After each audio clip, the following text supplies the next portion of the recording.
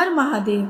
आज की इस वीडियो में हम शिव महापुराण के रुद्र संहिता के सती खंड के शेष अध्याय 40 से लेकर 43 तक की कथा का श्रवण करेंगे, जिसमें सभी देवताओं द्वारा भगवान शंकर से क्षमा प्रार्थना एवं भगवान शंकर द्वारा दक्ष को बकरे का सिर लगाकर उसे जीवन दान देकर यज्ञ पूर्ण कराने की कथा का वर्णन है।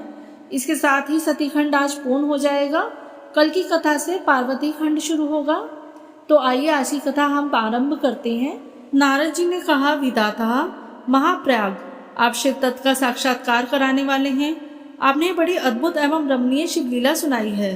तात वीरभद्र जब दक्ष के यज्ञ का विनाश करके कैलाश पर्वत पर चले गए तब क्या हुआ, यह हमें बताइए।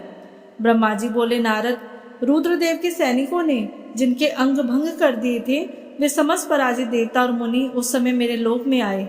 वहां मुझ स्वयंभू को नमस्कार करके सबने बारंबार मेरा स्तवन किया, फिर अपने विशेष कलेश को पूर्ण रूप से सुनाया। उसे सुनकर मैं पुत्र शोक से पीड़ित हो गया और अत्यंत व्यग्र हो व्यथित चित्त से बड़ी चिंता करने लगा। फिर मैंने भक्ति भाव से भगवान विष्णु का स्मरण किया। इससे मुझे समयोचित ज्ञान प्राप्त हुआ। तदंतर देवताओं और मुनियों के साथ मैं विष्णु लोक में गया और वहां भगवान विष्णु को नमस्कार एवं नाना प्रकार के स्रोतों द्वारा उनकी स्तुति करके उनसे अपना दुख निवेदन किया। मैंने कहा, देव, जिस तरह भी यज्ञ पूर्ण हो, यजमान जीवित हो और समस्त देवता तथा मुनि सुखी हो जाएं, वैसा उपाय कीजिए। देव देव रमानाथ, देव सुखदायक विष्णु, हम देवता और मुनि निश्चय ही आपकी शरण में आए हैं। मुझ ब्रह्मा की यह बात सुनकर भगवान लक्ष्मीपति विष्णु, जिनका मन सदा शिव में लगा रहता है और जिनके हृदय में कभी दीनता नहीं आती, शिव का स्मरण करके इस प्रकार बोले।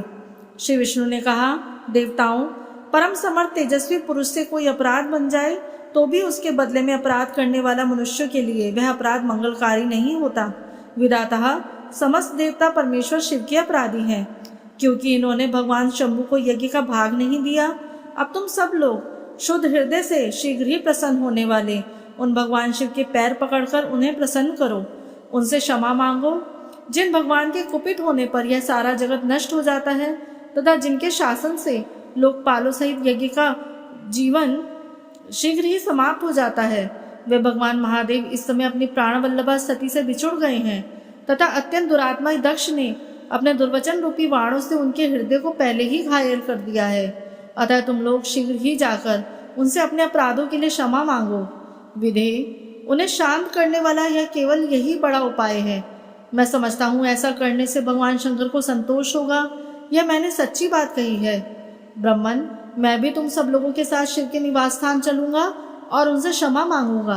देवता आदि सहित मुझ ब्रह्मा को इस प्रकार आदेश देकर श्री हरि ने देवगणों के साथ कैलाश पर्वत पर जाने का विचार किया। तदंतर देवता, मुनि और प्रजापति आदि जिनके स्वरूप ही हैं, वे श्री हरि उन सबको साथ ले अपने बैकुंठ धाम से भगवान शिव के शुभ निवास गिरिश्रेष्ठ कैलाश को गए। कैलाश भगवान शिव को सदा अत्यंत प्रिय है। मनुष्य से भिन्न किन्नर, अप्सराएं और योग सिद्ध महात्मा पुरुष उसका भली भांति सेवन करते हैं तथा वह पर्वत बहुत ही ऊंचा है। उसके निकट रुद्रदेव के मित्र कुबेर की अलका नामक महादेव्य एवं रमणीय पुरी है, जिसे सब देवताओं ने देखा। उस पुरी के पास ही सौगंधिक वन भी देवताओं की दृष्टि में आया, जो सब प्रकार के वृक्षों से हरा भरा एवं दिव्य था। उसके भीतर सर्वत्र सुगंध फैलाने वाले सौगंधिक नामक कमल खिले हुए थे। उसके बाहरी भाग में नंदा और अलकनंदा, ये दो अत्यंत पावन दिव्य सरिताएं बहती हैं, जो दर्शन मात्र से प्राणियों के पाप हर लेती हैं। यक्षराज कुबेर की अलकापुरी और सौगंधिक वन को पीछे छोड़कर आगे बढ़ते हुए देवताओं ने थोड़ी ही दूर पर शंकर जी के वट वृक्ष को देखा। उसने चारों ओर अपनी अविचल छाया फैला रखी थी। वह वृक्ष 100 योजन ऊंचा था और उसकी शाखाएं 75 योजन तक फैली हुई थी। उस पर कोई घोंसला नहीं था और ग्रीष्म का ताप तो उससे सदा दूर ही रहता था। बड़े पुण्यात्मा पुरुषों को ही उसका दर्शन हो सकता है। वह परम रमणीय और अत्यंत पावन है। वह दिव्य वृक्ष भगवान शंभु का योग स्थल है। योगियों के द्वारा सेव्य और परम उत्तम है। मुमुक्षुओं के आश्रयभूत उस महायोगमय वट वृक्ष के नीचे विष्णु आदि सब देवताओं ने भगवान शंकर को विराजमान देखा। मेरे पुत्र महासिद्ध सनकादि, जो सदा शिव भक्ति में तत्पर रहने वाले और शांत है, बड़ी प्रसन्नता के साथ उनकी सेवा में बैठ गए। भगवान शिव का विग्रह परम शांत दिखाई देता था। उनके सखा कुबेर, जो भूए को और राक्षसों के स्वामी हैं, अपने सेवक गणों तथा कुटुंब जनों के साथ सदा विशेष रूप से उनकी सेवा किया करते हैं। वे परमेश्वर शिव उस समय तपस्वी जनों को परम प्रिय लगने वाला सुंदर रूप धारण किए बैठे थे। भस्म आदि से उनके अंगों की बड़ी शोभा हो रही थी। भगवान शिव अपने वत्सल स्वभाव के कारण सारे संसार के सुहृद हैं। नारद उस दिन वे कुशा आसन पर बैठे थे और सब संतों के सुनते हुए तुम्हारे प्रश्न करने पर तुम्हें उत्तम ज्ञान का उपदेश दे रहे थे।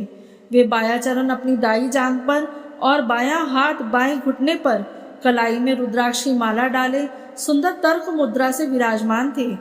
इस रूप में भगवान शिव का दर्शन करके उस समय विष्णु आदि सब देवताओं ने दोनों हाथ जोड़ मस्तक झुकाकर तुरंत उनके चरणों में प्रणाम किया। मेरे साथ भगवान विष्णु को आया देख सत्पुरुषों के आशीर्वादाता भगवान रुद्र उठकर खड़े हो गए और उन्होंने सिर झुकाकर उन्हें प्रणाम भी किया। फिर विष्णु आदि सब देवताओं ने जब भगवान शिव को प्रणाम कर लिया तब उन्होंने मुझे नमस्कार किया। ठीक उसी तरह जैसे लोगों को उत्तम गति प्रदान करने वाले भगवान विष्णु प्रजापति कश्यप को प्रणाम करते हैं। तत्पश्चात देवताओं, सिद्धों, गणाधीशों और महर्षियों से नमस्कृत तथा स्वयं भी नमस्कार करने वाले भगवान शिव से श्री हरि ने आदर पूर्वक वार्तालाप आरंभ किया। देवताओं ने भगवान शिव की अत्यंत विनय के साथ स्तुति करते हुए अंत में कहा, आप पर परमेश्वर, परात्पर तथा परात्परतर हैं। आप सर्वव्यापी विश्वमूर्ति महेश्वर को नमस्कार है। आप विष्णु कलश, विष्णु क्षेत्र, भानु, भैरव, शरणागत वत्सल, त्र्यंबक तथा विहरणशील हैं। आप नित्युंजय हैं, शोक भी आपका ही रूप है। आप त्रिगुण एवं त्रिगुणात्मा हैं। चंद्रमा, सूर्य और अग्नि आपके नेत्र हैं। आप सबके कारण तथा धर्म मर्यादा स्वरूप हैं। आपको नमस्कार है। आपने अपने ही तेज से संपूर्ण जगत को व्याप्त कर रखा है। आप निर्विकार, प्रकाशपूर्ण, चिदानंद स्वरूप परब्रह्म परमात्मा है। महेश्वर, ब्रह्मा, विष्णु, इंद्र और चंद्र आदि समस्त देवता तथा मुनि आपसे ही उत्पन्न हुए हैं। क्योंकि आप अपने शरीर को 8 भागों में विभक्त करके समस्त संसार का पोषण करते हैं, इसलिए अष्टमूर्ति कहलाते हैं। आप ही सबके आदि कारण करुणामय ईश्वर हैं। आपके भय से वह वायु चलती है। आपके भय से अग्नि जलाने का काम करती है। आपके भय से सूर्य तपता है और आपके ही भय से मृत्यु सब ओर दौड़ती फिरती है। दया सिंधु महेशान परमेश्वर, प्रसन्न होइए। हम नष्ट और अचेत हो रहे हैं, अतः सदा ही हमारी रक्षा कीजिए। नाथ, करुणानिधि, शंभु, आपने अब तक नाना प्रकार की आपत्तियों से जिस तरह हमें सदा सुरक्षित रखा है, उसी तरह आज भी आप हमारी रक्षा कीजिए। नाथ, दुर्गेश, आप शीघ्र कृपा करके इस अपूर्ण यज्ञ का और प्रजापति दक्ष का भी उद्धार कीजिए। भग को अपनी आँख मिल जाए, यजमान दक्ष जीवित हो जाए, पूषा के दांत जम जाए और भृगु की दाढ़ी मूंछ पहले जैसी हो जाए। शंकर, आयुधों और पत्थरों की वर्षा से जिसके अंग भंग हो गए हैं, उन देवता आदि पर आप सर्वथा अनुग्रह करें, जिससे उन्हें पूर्णतः आरोग्य लाभ हो। नाथ, यज्ञ कर्म पूर्ण होने पर जो कुछ शेष रहे वह सब आपका पूरा पूरा भाग हो। रुद्रदेव, आपके भाग से ही यज्ञ पूर्ण हो, अन्यथा नहीं। ऐसा कहकर मुझ ब्रह्मा के साथ सभी देवता अपराध क्षमा कराने के लिए उद्यत हो हाथ जोड़ भूमि पर दंड के समान पड़ गए। ब्रह्मा जी कहते हैं, नारद, मुझ ब्रह्मा, लोकपाल, प्रजापति तथा मुनियों सहित श्रीपति विष्णु के अनुनय विनय करने पर परमेश्वर शिव प्रसन्न हो गए। देवताओं को आश्वासन दे हंसकर उन पर परम अनुग्रह करते हुए करुणा निधान परमेश्वर शिव ने कहा। श्री महादेव बोले, सुरश्रेष्ठ ब्रह्मा और विष्णुदेव, आप दोनों सावधान होकर मेरी बात सुने। मैं सच्ची बात कहता हूँ। तात, आप दोनों की सभी बातों को मैंने सदा माना है। दक्ष के यज्ञ का यह विध्वंस मैंने नहीं किया। दक्ष स्वयं ही दूसरों से द्वेष करते हैं। दूसरों के प्रति जैसा बर्ताव किया जाएगा वह अपने लिए ही फलित होगा। अतः ऐसा कर्म कभी नहीं करना चाहिए जो दूसरों को कष्ट देने वाला हो। दक्ष का मस्तक जल गया है, इसलिए इनके सिर के स्थान पर बकरे का सिर जोड़ दिया जाए। भग देवता मित्र की आंखों से अपने यजभाग को देखें। तात, पूषा नामक देवता जिनके दांत टूट गए हैं, यजमान के दांतों से भली भांति पीसे गए यज्ञान का भक्षण करें। यह सब मैंने सच्ची बात बताई है। मेरा विरोध करने वाले भृगु की दाढ़ी के स्थान में बकरे की दाढ़ी लगा दी जाए। शेष सभी देवताओं के जिन्होंने मुझे यज्ञ भाग के रूप में यज्ञ की अवशिष्ट वस्तुएं दी हैं, सारे अंग पहले की भांति ठीक हो जाएं। अधर्वयु आदि याज्ञिकों में से जिनकी भुजाएं टूट गई हैं, वे अश्वनी कुमारों की भुजाओं से, और जिनके हाथ नष्ट हो गए हैं वे पूषा के हाथों से अपने काम चलाएं। यह मैंने आप लोगों से प्रेमवश कहा है। ब्रह्मा जी कहते हैं, नारद, ऐसा कहकर वेद का अनुसरण करने वाले सुर सम्राट चराचर पति दयालु परमेश्वर महादेव जी चुप हो गए। भगवान शंकर का वह भाषण सुनकर श्री विष्णु और ब्रह्मा सहित संपूर्ण देवता संतुष्ट हो उन्हें तत्काल साधुवाद देने लगे। तदंतर भगवान शंभु को आमंत्रित करके मुझ ब्रह्मा और देवर्षियों के साथ श्री विष्णु अत्यंत हर्षपूर्वक पुनः दक्ष की यज्ञशाला की ओर चले। इस प्रकार उनकी प्रार्थना से भगवान शंभु विष्णु आदि देवताओं के साथ कनखल में स्थित प्रजापति दक्ष की यज्ञशाला में पधारे। उस समय रुद्रदेव ने वहां यज्ञ का और विशेषता देवताओं तथा ऋषियों का जो वीरभद्र के द्वारा विध्वंस किया गया था उसे देखा। स्वाहा, स्वधा, पूषा, तुष्टि, धृति, सरस्वती, अन्य समस्त ऋषि, पितर, अग्नि तथा अन्य बहुत से यक्ष, गंधर्व और राक्षस वहां पड़े थे। उनमें से कुछ लोगों के अंग तोड़ डाले गए थे, कुछ लोगों के बाल नोच लिए गए थे और कितने ही उस सम्रांगण में अपने प्राणों से हाथ धो बैठे थे। उस यज्ञ की वैसी दुर्वस्था देखकर भगवान शंकर ने अपने गणनायक महापराक्रमी वीरभद्र को बुलाकर हंसते हुए कहा, महाबाहु वीरभद्र, यह तुमने कैसे काम किया? तात, तुमने थोड़ी ही देर में देवता तथा ऋषि आदि को बड़ा भारी दंड दे दिया। वास्तव जिसने ऐसा अवधूतपूर्ण कार्य किया है, उस विलक्षण यज्ञ का आयोजन किया और जिसे ऐसा फल मिला, उस दक्ष को तुम शीघ्र यहाँ ले आओ। भगवान शंकर के ऐसा कहने पर वीरभद्र ने बड़ी उतावली के साथ दक्ष का धड़ लाकर उनके सामने डाल दिया। दक्ष के उस शव को सिर से रहित देखकर लोक कल्याणकारी भगवान शंकर ने आगे खड़े हुए वीरभद्र से हंसकर पूछा, दक्ष का सिर कहाँ है? तब प्रभावशाली वीरभद्र ने कहा, प्रभु शंकर, मैंने तो उसी समय दक्ष के सिर को आग में होम कर दिया था। वीरभद्र की वह बात सुनकर भगवान शंकर ने देवताओं को प्रसन्नता पूर्वक वैसी ही आज्ञा दी जो पहले दे रखी। भगवान भव ने उस समय जो कुछ कहा उसकी मेरे द्वारा पूर्ति कराकर श्री हरि आदि समस्त देवताओं ने भृगु आदि सबको शीघ्र ही ठीक कर दिया। तदंतर शंभु के आदेश से प्रजापति के धड़ के साथ यज्ञ पशु बकरे का सिर जोड़ दिया गया। उस सिर के जोड़े जाते ही शंभु की शुभ दृष्टि पड़ने से प्रजापति के शरीर में प्राण आ गए और वे तत्काल सोकर जगे हुए पुरुष की भांति उठकर खड़े हो गए। उठते ही उन्होंने अपने सामने करुणानिधि भगवान शंकर को देखा। देखते ही दक्ष के हृदय में प्रेम उमड़ आया। उस प्रेम ने उनके अंतःकरण को निर्मल और प्रसन्न कर दिया। पहले महादेव जी से द्वेष करने के कारण उनका अंतःकरण मलिन हो गया था, परंतु उस समय शिव के दर्शन से वे तत्काल शरद ऋतु के चंद्रमा की भांति निर्मल हो गए।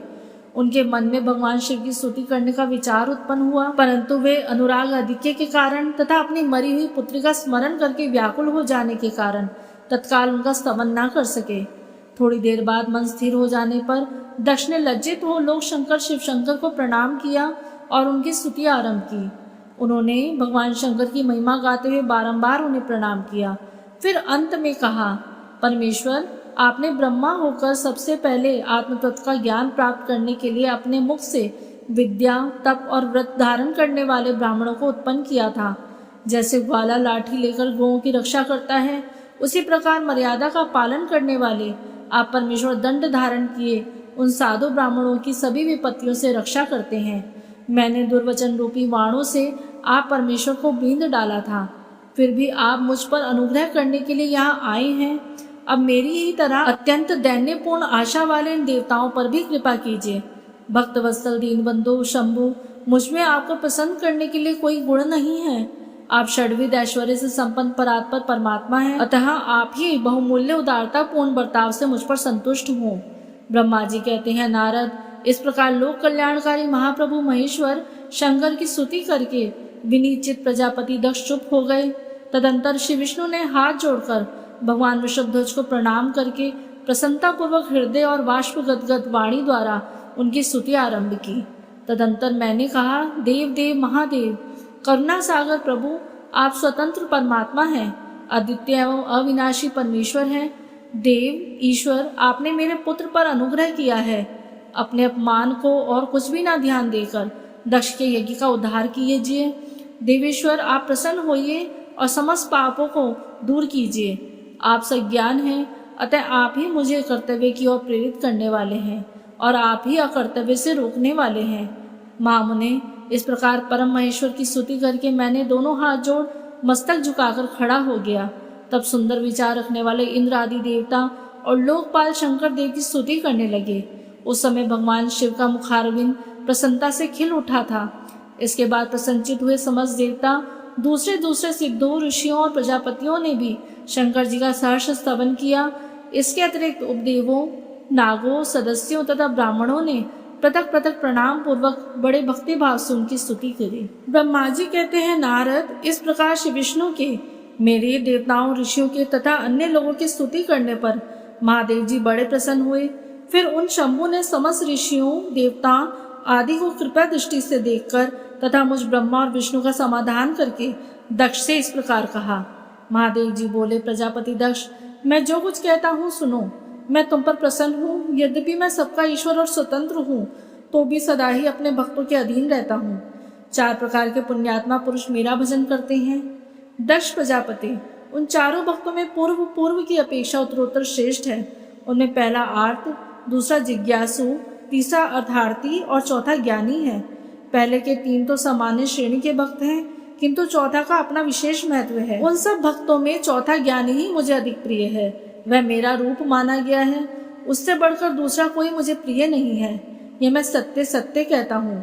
मैं आत्मज्ञ हूँ। वेद वेदांत के पारगामी विद्वान ज्ञान के द्वारा मुझे जान सकते हैं। जिनकी बुद्धि मंद है, वे ही ज्ञान के बिना मुझे पाने का प्रयत्न करते हैं। कर्म के अधीन हुए मूढ़ मानव मुझे वेद, यज्ञ, दान और तपस्या द्वारा कभी नहीं पा सकते। अतः दक्ष, आज से तुम बुद्धि के द्वारा मुझ परमेश्वर को जानकर ज्ञान का आश्रय ले समाचित हित होकर कर्म करो। प्रजापति, तुम उत्तम बुद्धि के द्वारा मेरी दूसरी बात भी सुनो। मैं अपने सगुण स्वरूप के विषय भी इस गोपनीय रहस्य को धर्म की दृष्टि से तुम्हारे सामने प्रकट करता हूँ। जगत का परम कारण रूप मैं ही ब्रह्मा और विष्णु हूँ। मैं सबका आत्मा, ईश्वर और साक्षी हूँ। स्वयं प्रकाश तथा निर्विशेष हूँ। मुने, अपनी त्रिगुणात्मिका माया को स्वीकार करके मैं ही जगत की सृष्टि, पालन और संहार करता हुआ उन क्रियाओं के अनुरूप ब्रह्मा, विष्णु और रुद्र नामक धारण करता हूँ। उस अद्वितीय केवल मुझ परब्रह्म परमात्मा में ही अज्ञानी पुरुष ब्रह्म, ईश्वर तथा अन्य समस्त जीवों को भिन्न रूप से देखता हूँ। जैसे मनुष्य अपने सिर और हाथ आदि अंगों में वे मुझसे भिन्न है, ऐसे परकीय बुद्धि कभी नहीं करता। उसी तरह मेरा भक्त प्राणी मात्र में मुझसे भिन्नता नहीं देखता। दक्ष, मैं ब्रह्मा और विष्णु तीनों स्वरूपतः एक ही हैं तथा हम ही संपूर्ण जीव रूप हैं। ऐसा समझकर जो हम तीनों देवताओं में भेद नहीं देखता, वही शांति प्राप्त करता है। जो नराधम हम तीनों देवताओं में भेद बुद्धि रखता है, वह निश्चय ही जब तक चंद्रमा और तारे रहते हैं तब तक नरक में निवास करता है। दक्ष, यदि कोई विष्णु भक्त होकर मेरी निंदा करेगा और मेरा भक्त होकर विष्णु की निंदा करेगा, तो तुम्हें दिए हुए पूर्वोक्त सारे शाप उन्हीं दोनों को प्राप्त होंगे और निश्चय ही उन्हें तत्व ज्ञान की प्राप्ति नहीं हो सकती। ब्रह्मा जी कहते हैं, मुनि, भगवान महेश्वर के इस सुखदायक वचन को सुनकर सब देवता, मुनि आदि को उस अवसर पर बड़ा हर्ष हुआ। कुटुंब सहित दक्ष बड़ी प्रसन्नता के साथ शिव भक्ति में तत्पर हो गया। वे देवता आदि भी शिव को ही सर्वेश्वर जानकर भगवान शिव के भजन में लग गए। जिसने जिस प्रकार परमात्मा शंभु की स्तुति की थी, उसे उसी प्रकार संतुष्टित हुए शंभु ने वर दिया। मुने, तदंतर भगवान शिव की आज्ञा पाकर प्रसन्नचित हुए शिव भक्त दक्ष ने शिव के ही अनुग्रह से अपना यज्ञ पूरा किया। उन्होंने देवताओं को तो यज्ञ भाग दिए ही, शिव को भी पूर्ण भाग दिया, साथ ही ब्राह्मणों को दान दिया। इस तरह उन्हें शंभु का अनुग्रह प्राप्त हुआ। इस प्रकार महादेव जी के उस महान कर्म का विधि पूर्वक वर्णन किया गया। प्रजापति ने ऋत्विजों के सहयोग से उस यज्ञ कर्म को विधिवत समाप्त किया। मुनीश्वर, इस प्रकार परब्रह्म स्वरूप शंकर के प्रसाद से वह दक्ष का यज्ञ पूरा हुआ। तदंतर सब देवता और ऋषि संतुष्ट हो भगवान शिव के यश का वर्णन करते हुए अपने अपने स्थान को चले गए। दूसरे लोग भी उस समय वहां से सुखपूर्वक विदा हो गए। मैं और श्री विष्णु भी अत्यंत प्रसन्न हो भगवान शिव के सर्व मंगलदायक सुयश का निरंतर गान करते हुए अपने अपने स्थान को सानंद चले आए। सत्पुरुषों के आश्रयभूत महादेव जी भी दक्ष से सम्मानित हो प्रीति और प्रसन्नता के साथ गणों सहित अपने निवास स्थान कैलाश पर्वत को चले गए। अपने पर्वत पर आकर शंभु ने अपनी प्रिया सती का स्मरण किया और प्रधान प्रधान गणों से उनकी कथा कही। इस प्रकार दक्ष कन्या सती यज्ञ में अपने शरीर को त्याग कर फिर हिमालय की पत्नी मेना के गर्भ से उत्पन्न हुई, यह बात प्रसिद्ध है। फिर वहां तपस्या करके गौरी शिवा ने भगवान शिव का पति रूप में वरण किया। वे उनके वामांग में स्थान पाकर अद्भुत लीला करने लगी। नारद, इस तरह मैंने तुमसे सती के परम अद्भुत दिव्य चरित्र का वर्णन किया है, जो भोग और मोक्ष को देने वाला तथा संपूर्ण कामनाओं को पूर्ण करने वाला है। यह उपाख्यान पाप को दूर करने वाला, पवित्र एवं परम पावन है। स्वर्ग, यश तथा आयु को देने वाला तथा पुत्र पौत्र रूप फल प्रदान करने वाला है। तात जो भक्तिमान पुरुष भक्ति भाव से लोगों को यह कथा सुनाता है, वह श्लोक में संपूर्ण कर्मों का फल पाकर परम लोक में परम गति को प्राप्त कर लेता है। रुद्र संहिता का सती खंड संपूर्ण। ओम नमः शिवाय।